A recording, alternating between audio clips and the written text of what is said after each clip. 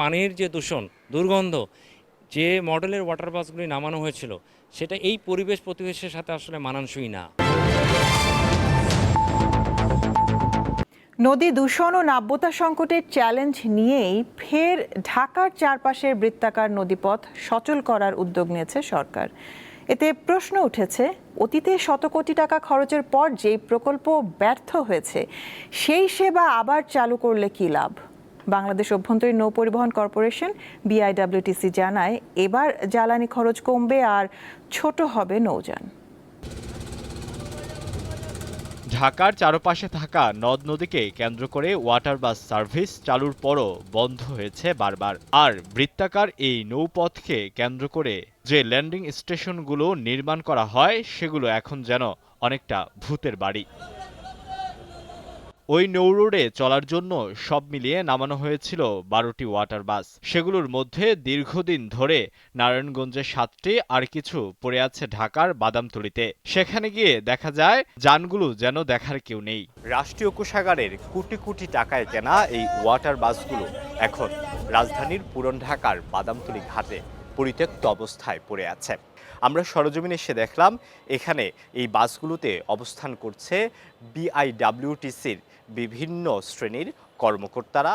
এভাবে আবাসন ব্যবস্থা গড়ে তোলা নিয়ে কথা হয় এক কর্মচারীর সঙ্গে। BIWTC এর পক্ষ থেকে জানানো হয়, ওয়াটার বাসগুলোর ফিটনেস না থাকায় বর্তমানে পরিত্যক্ত অবস্থায় রয়েছে। এগুলো শিগগিরই নিলামে বিক্রি করা হবে। সরকার নানা ধাপে আশুলিয়া থেকে সদরঘাট পর্যন্ত নৌপথ খনন, 10টি ল্যান্ডিং স্টেশন সহ বিভিন্ন অবকাঠামো তৈরিতে প্রায় 38 কোটি টাকা ব্যয় করে। প্রশ্ন ওঠে, সরকারের এই মূল্যবান সম্পদ রক্ষণাবেক্ষণ করার কেউ কি ছিল না? একটা সমন্বিত পরিকল্পনা ঘাটতি ছিল।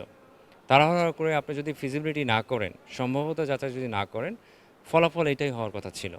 কারণ এই যে অতীতে যে ওয়াটার ভেসেলগুলি, এটা অনেকটা বয়লারের মতন। এখানে ওয়াটার সার্কুলেশনের ব্যবস্থাপনা নাই এবং ইঞ্জিনের যে শব্দ এবং শব্দ দূষণ, তার সাথে পানির যে দূষণ, দুর্গন্ধ, যে মডেলের ওয়াটার বাসগুলি নামানো হয়েছিল সেটা এই পরিবেশের সাথে আসলে মানানসই না। সেখানে বিনিয়োগের ক্ষেত্রে আসলে সম্ভবত যাচাই করে নেওয়া দরকার ছিল। বিশেষজ্ঞরা আরও বলছেন, বৃত্তাকার নৌপথ আবার চালু করতে তড়িঘড়ি করে কোনো কাজ করা যাবে না। দীর্ঘ সময়ের একটি পরিকল্পনা তৈরি করে সে অনুযায়ী ধাপে ধাপে এগোতে হবে। কারণ ফ্রিকোয়েন্সি এবং গতি যদি না বাড়াতে পারেন, সড়ক পথের সাথে কিন্তু কম্পিট করতে হবে। তো অতীতে আমি যেটা বললাম, ফ্রিকোয়েন্সি অনেক বেশি ছিল, দেখা গেল যে 2 ঘন্টা ওয়েট করতে হচ্ছে এবং নৌযানের যে গতি সেটাও অনেক কম ছিল। অনেকে কিন্তু নিরুৎসাহিত হয়েছে। আলোয়ান খান, দীপ্ত সংবাদ, ঢাকা।